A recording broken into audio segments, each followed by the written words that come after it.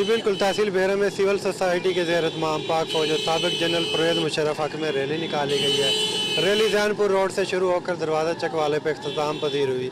इस मौके पर कारकुनों, ताजरों और शहरियों की कसीर तादाद ने भी शिरकत की। मुजाहिरीन ने पाक फौज और साबिक जनरल परवेज़ मुशर्रफ के हक में पैना फ्लैक्स और प्ले कार्ड उठा रखे थे। इस मौके पर शिरका ने पाक फौज और परवेज़ मुशर्रफ के हक में नारे भी लगाए। इस वक्त हमारे साथ एक शहरी मौजूद हैं, इस सिलसिले में मज़ीद इनसे जानते हैं।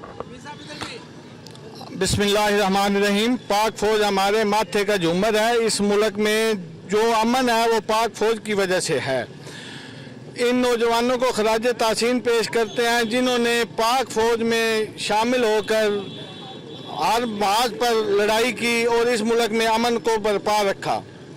और अदलिया को अपने फैसले पर नज़रसानी करनी चाहिए। हम अदलिया का एहतराम ज़रूर करते हैं, लेकिन सदर परवेज़ मुशर्रफ ने मुल्क की खातिर 3 जंगें लड़ी हैं और दहशत गर्दों के बहुत सा खात्मा किया है।